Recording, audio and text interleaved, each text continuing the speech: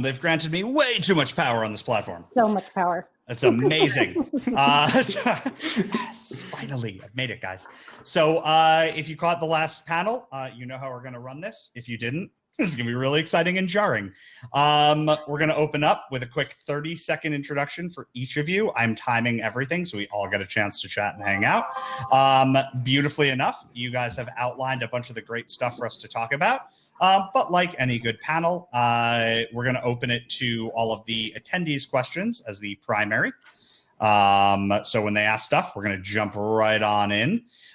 So we are going to start with, I'm starting to think maybe they're actually done in alphabetical order by first names. This has now happened again. Yeah, that's good. It's taken me all of the panels the entire day to get to this conclusion. So yeah, don't hire me for a logical reasoning job. So we're going to start with Luca. 30 seconds. Tell us about you, man. Yes, hi. I'm Luca. I'm actually joining you guys from Germany.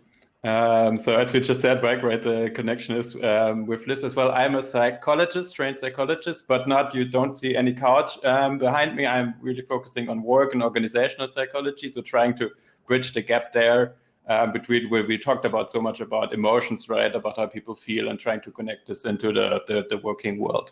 And so I'm basically between recruiting and L&D all the time. So this is really exciting.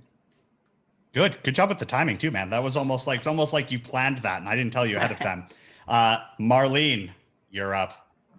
Thanks. Marlene Saucier. I'm Senior Director of Talent Networks at the Training Associates. I just realized I was rocking back and forth like a lot. I have been in the field of talent acquisition for 21 years, which of course means I started in talent acquisition when I was only 6. And I'm located here in beautiful, freezing Massachusetts. So excited to be here this week. Thanks so much for having me. Awesome. Where in Massachusetts? I'm in a wonderful town called Athol, but our corporate office is in Marlborough, Massachusetts. Are you all the way out in like the 443 or the 508? I'm in the 508. Nice. Zero bearing on this conversation. That's my introduction. That's my 30 seconds I just used up. Mike, hit us with it.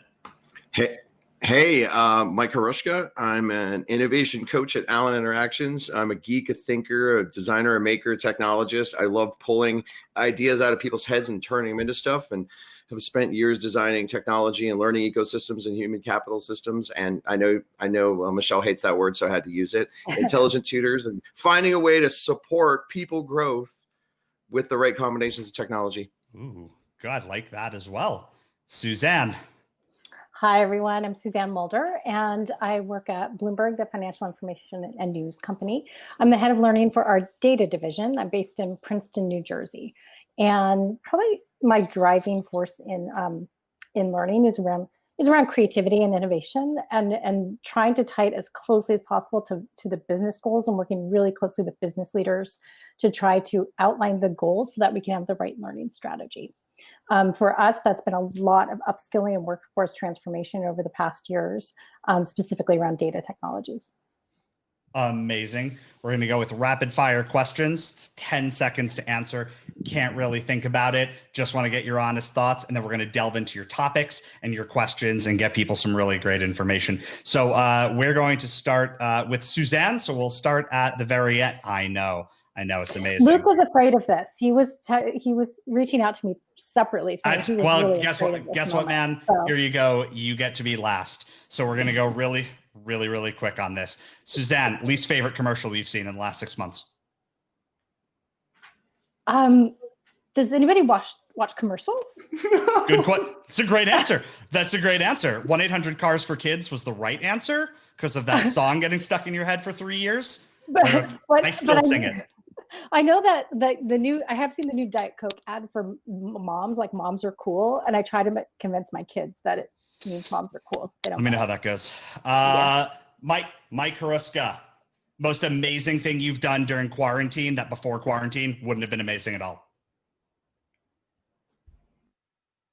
I built a patio, an 800 square foot patio with my wife and I in a weekend. Yeah, that would have been amazing before COVID too, though. That wasn't a great answer. That's generally amazing, but super cool in one weekend. Oh, I built elf houses on the cliff behind my house. That's awesome. Little tiny elf houses. That's awesome. It's like from that. I went to the movie. wrong project. Now we need pictures. Yeah, that's fair. All right, Marlene, you ready? I'm ready. Last song you sung in the shower, in the car, or just to yourself? On to the next one by Jay-Z. Oh my God, we're connecting after this call. That's so amazing. So are. All right, Luca, you ready, buddy? Oh, good Lord. Yeah, go ahead. What's your favorite color? Oh, God. Blue? Dude, that was so easy. Yes. I liked it for a I'm moment. So You're like, afraid. I'm still sitting here like the other I got questions you, I buddy. would have no answer. Like I got you, buddy. You owe Suzanne a glass of something when all's done. So, all right, guys, we're going to take a couple of minutes now. I want each of you now to take a second, since we've all introduced ourselves and gone through that incredibly stressful moment, except for you, Luca. Talk about, if you can, what topic you guys have chosen, maybe why you've chosen it, and if you can, why it's important to you, right? So like the why for the attendees listening, and then also why for you personally. We're going to keep these to about 2 minutes each, and now we're starting with Luca. Mm-hmm. Yeah. So I think my topic is I try to connect, as I said, recruiting and learning organizational, if you like look at it from a corporate perspective, because I don't think like it makes sense that these are done by people who never talk to each other. For example, I was at a former company which was really huge. Like they had this huge industry park, right?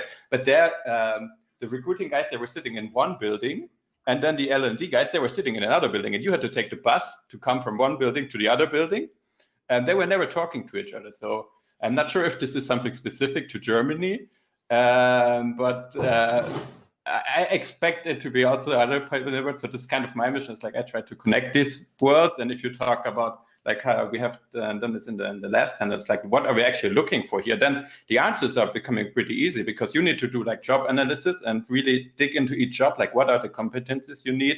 What is really the skills you need? What can you train? And then you connect this with, for example, in Germany, we have a huge shortage of IT people. I think I heard that in the US, this is quite the same. So what we do is try to identify high potential, so to speak, who maybe don't have the required experience, but we can train them pretty fast. And then you connect those two worlds. I think that's really the way to go forward. And so far in Germany, at least, that's not something companies are doing yet. That is awesome. I think that'll be a really impactful topic for both hiring managers and job seekers alike. All right, Marlene, on to the next. Where are you at? Right here. Go ahead. Hit us with your topic and why and what it means to you. What's been on our mind at TTA has definitely been candidate experience, how to make it better, starting with L&D.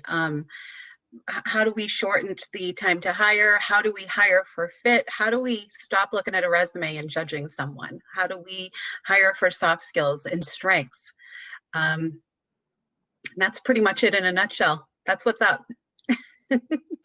That is what's up. I love that, kind of echoing a little bit about what Luca had talked about, right? Which is evolving a little bit further than the have you done A, B, and C, right? Mm-hmm. And I talked about this earlier to build on that. Like this is near and dear to my heart, what you're saying, which is dealing as an agency recruiter when you talk to a hiring manager who says, yeah, we need a VP of operations doing X and Y and Z. And like, we want them to already be a VP and they're doing X and Y and Z. And I'm like, so you want someone to leave their job where they've been established to work for you doing the exact same thing, and you think that's a good long-term decision, right? And it's that is near and dear to me.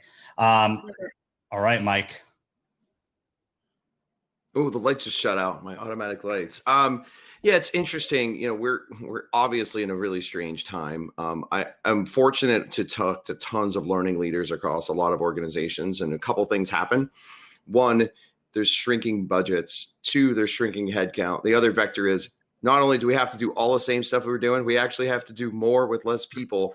And how do we accomplish that? And from what I'm seeing and what I'm sensing, you know, some people are hiring, some people are using staff augmentation, some people are using consulting firms. But the key thing that's there is something, you know, in the software world and agile software development that I see is that people are looking for T-shaped people. I have deep specialization in one area, but I could totally work across a team and interface and be able to add other layers to what it is that I'm doing. And so while there might be skills that people have that they might not think are relevant, something like working budgets and financial models, even if you're an instructional designer, that might be useful to somebody. And there's a layer of things I think that people need to be not just explicating that they do, but explicating that they want to learn and explicating the interest in that area and also their experience. And having a bag of stories never hurts. Bag of stories. Taking that with me. Thank you. That one's going in the old goodie bag. Suzanne, what about your topic? I love that tea, and I love the bag of stories. I love both those ideas.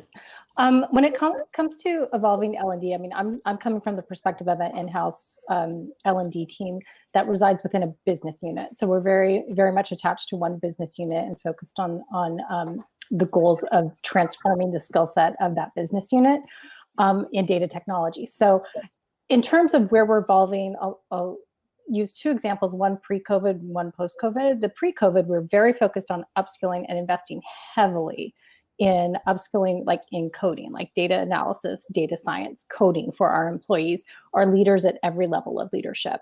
Top leaders were learning Python. So that's, and we're still continuing with that. However, when it comes to post-COVID, in terms of my team and how we're having to adapt, absolutely digital first design when we're designing courses, which means really designing for an engaging experience that will work both virtually and in person, so that you can just flip the switch between same class going in and out of the classroom, which has made us all around just better designers, I have to say. It's been really cool, really cool. Awesome. Okay, we're going to delve into now the key question. I've got one for each of you. And we're going to start with the person who got into the recruiting agency, into the recruiting world at the youngest age of 6, which is awesome. I get it. I've been doing it since I was 9, so you got me beat. So question for you, Suzanne. Am I reading off a piece of paper? Yeah, I had a really good time in college. I don't remember stuff well. Pre and post COVID, focus for your team. Obviously, things have changed. Like for most of us, things have changed. I'm sorry. This is for Suzanne. Marlene, I'm now switching things. Marlene, we're still starting with you. Suzanne, now you have a little insight into what you're about to answer, so you're welcome. Luca, you don't get the easy one on this one, buddy. I'm still surprising you. Marlene, data regarding candidate experience working with recruiters. So there's lots of data from survey, candidate side of the experience, educating clients. What is the state of the candidate experience right now based on all of your research? Well, based on the research that we did, we found that on a scale from 1 to 5. I'm sorry, can you explain very quickly what that research looked like for all of us so we can get an idea? Because this isn't a recruiter coming saying, this is the best thing to do. This is actual research that's been done to provide value. Can you explain just a little bit? Sure. Yeah, no.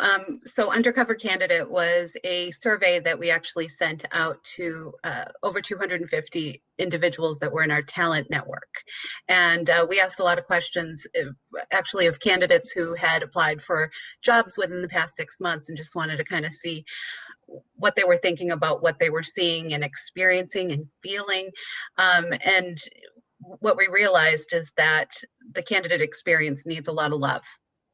The integration of technology, obviously has changed things up a little bit with automation, which, is helpful because it helps us to touch more people, but ultimately that human connection is kind of gone.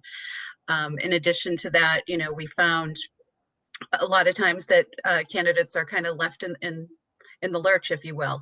To Suzanne's point on the last session, being ghosted, that's horrible. That's a horrible way to treat people. But with challenges, there's really a lot of opportunity for us to do better as learning and development people, as talent acquisition people, but also as human beings. So it was very eye-opening for us. Very, very awesome. So questions about that type of candidate experience, right? And I'm going to stick with you for probably another minute or two, because I think this is something that spans all industries. And it's something that people tend to talk about in like, we need better candidate experience. It's like, yeah, we need to be more emotionally intelligent. Yeah, cool. Right. We need to be better people. What does that mean? Right. So what does that look like? Like, what can you do? What can people focus on? How can either recruiters or L&D focused people kind of improve that process? Any advice?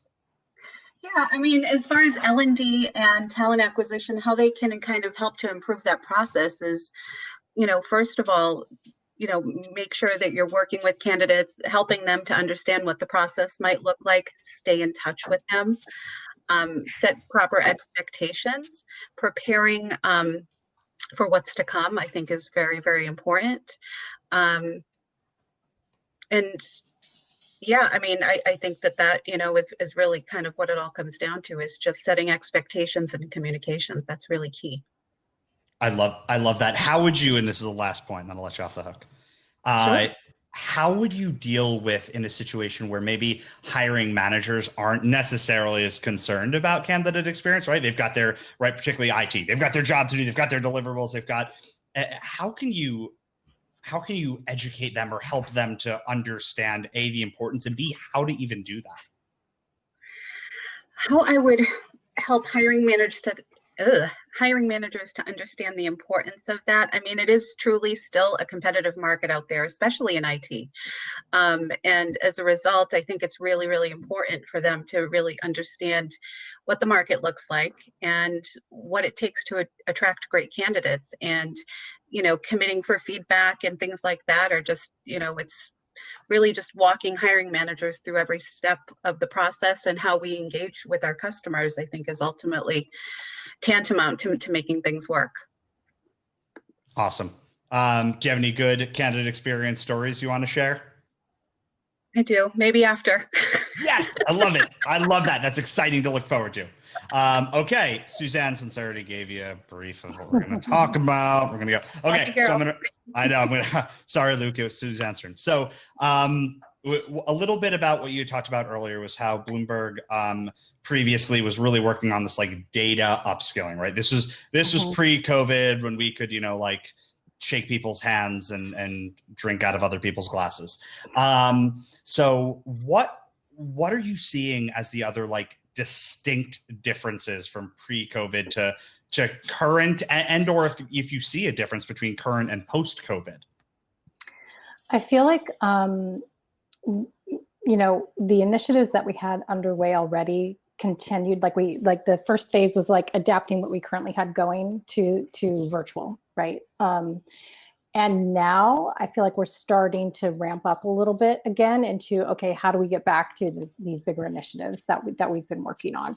And we're kind of getting to that point, but I have to tell you, people are just they're really burnt out. And especially with the situation with schools in the United States and everything, I'm really cognizant of not overloading people. Like, some people might be isolated at home and it's a great time for them to learn. So you want to make things available to them and say, hey, it's a great time to do this. But you also don't, I'm concerned about inequities in running programs that people just can't participate in them because they're, virtual schooling during the day. So, on the one hand, the fact that we're able to do things virtually creates more equity globally. Like, we're able to reach people in offices that we haven't been able to in the past. But I'm really concerned about the burnout, the impact on employees. So can you talk about that, the burnout and the impact on employees? Because I think it's something that people are focused on from we're running really lean and everybody needs to kind of chip in more. But I think there's probably a little bit even more beyond that. Can you speak to like burnout and kind of what you're seeing? Sure. Well, I should bring my kids in to show you, but there is a sign on my door that says "on air, do not enter." Yes.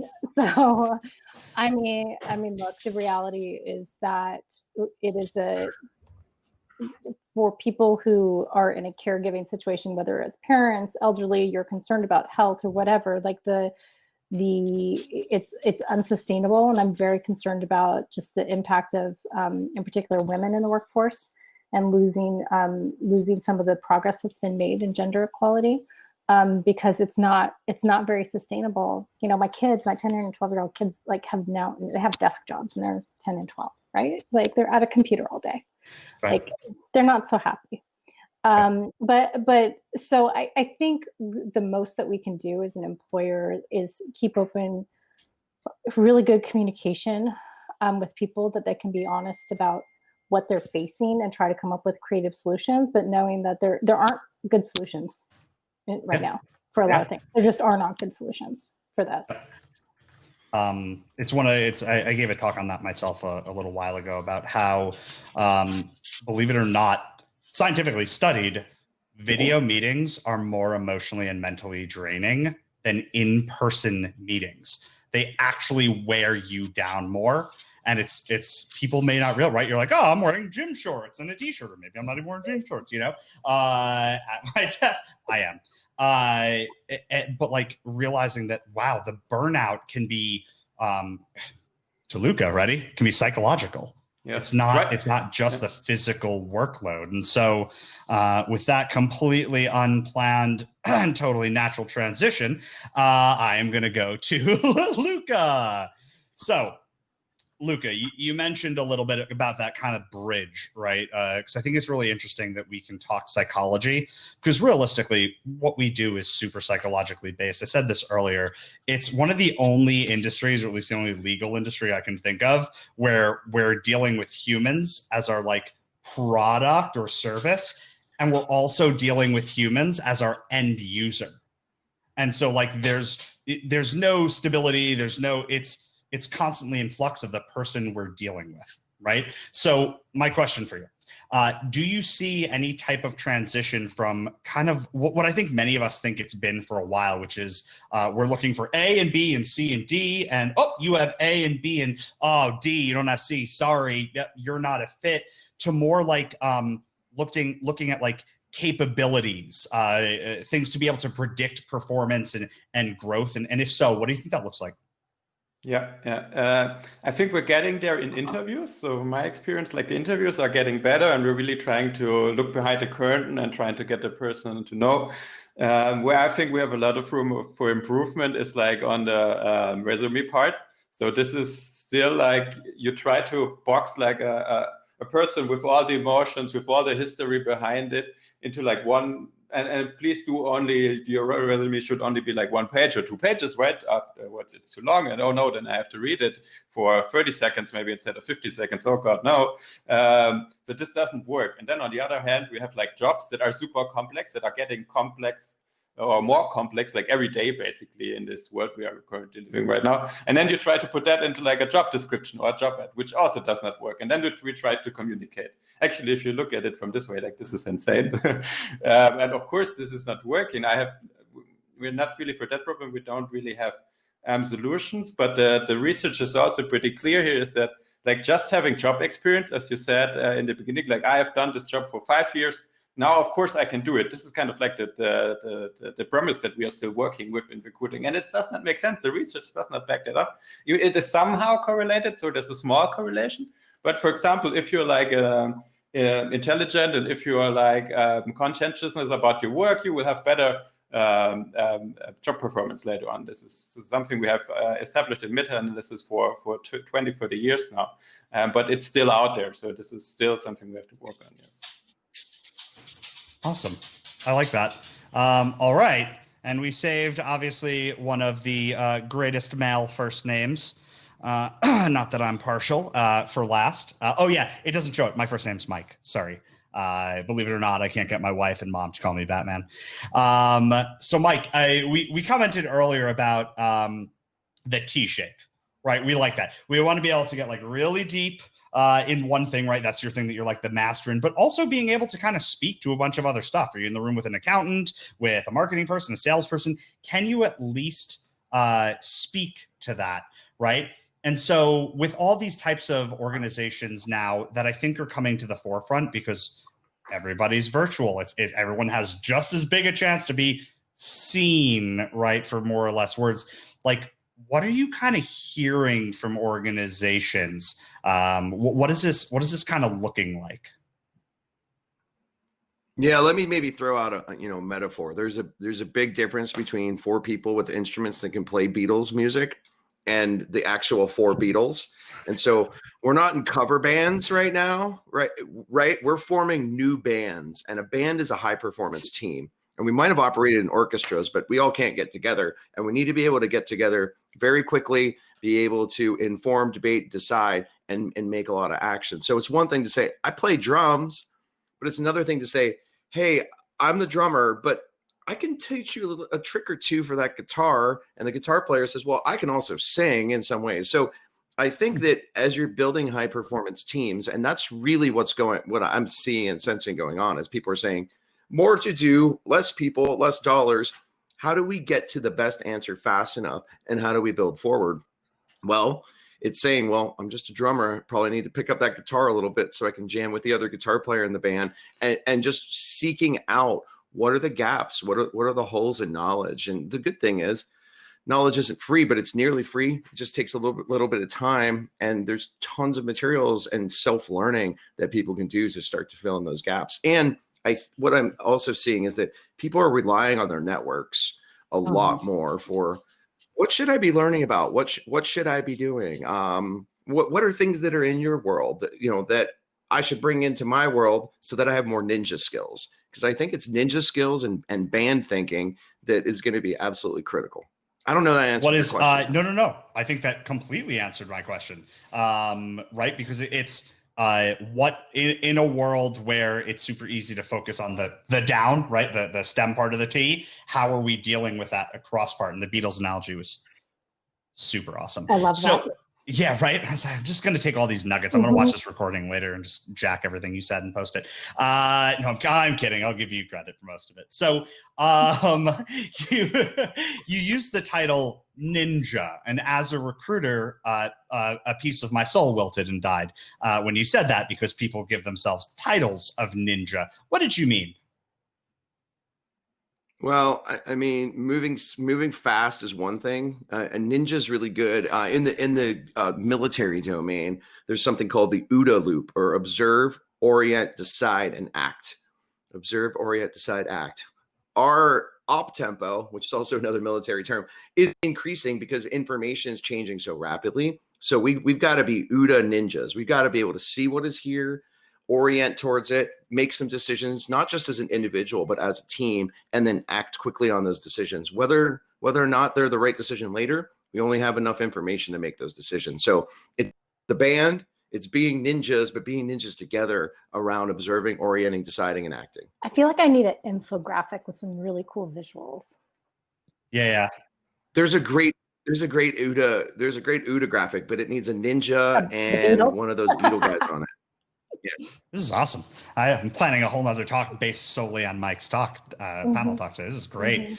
Okay. Last rapid fire, because we're technically going to be out of time in 2 minutes. And then there's a dance party, which is great. Adult libations are not required, but highly encouraged, unless you're underage, in which case I won't ask. So guys, rapid fire questions. They're all going to be the same question this time. And we're going to start with Luca, because he got off really easy last time. I know. I had one more chance to be cruel. So here we go, guys. We're going to keep this to under 20 seconds per answer. Okay. Luca, if you could give people any advice who are looking to truly evolve in the L&D space, in the TA space right now, what's the one piece of advice that you would give them? I really think we're moving to digital here. So the future is like self-oriented learning, and not learning what you're told, but the intrinsic motivation that you have. And as an instructor, you then want to create videos where you give maybe short impulses, and then they do the research on their own and continue their own learning path. Wow. Dude, that was great. Yeah, what are you worried about, man? I'm picking on you first next time also. All right, Marlene, what would be your one tactical tip for people? don't give up. I think, in general, it's just really, really important. Resilience is a buzzword right now, but it's so true. It's so needed right now. And just, crowd around each other and support each other, but don't give up, because it's tough out there. I love that. That like hits me. That hits me in a raw place, because it's so much easier to get let down because you applied to 100 jobs, or you've tried all these things to learn and didn't get it, not knowing that like you're only one application or one module or one meeting with someone away from turning the corner. And just simple and beautiful advice. Mike. Same question. One tactical thing. But Marlene took my answer. Become good in 4 domains. Learn more about business, learn more about learning science and when it actually matters, because it doesn't matter all the time for everything, but it sometimes matters a whole lot. Get out on the edge of technology, understand what those emerging technologies are there and how to apply them, and then go surf on the edge.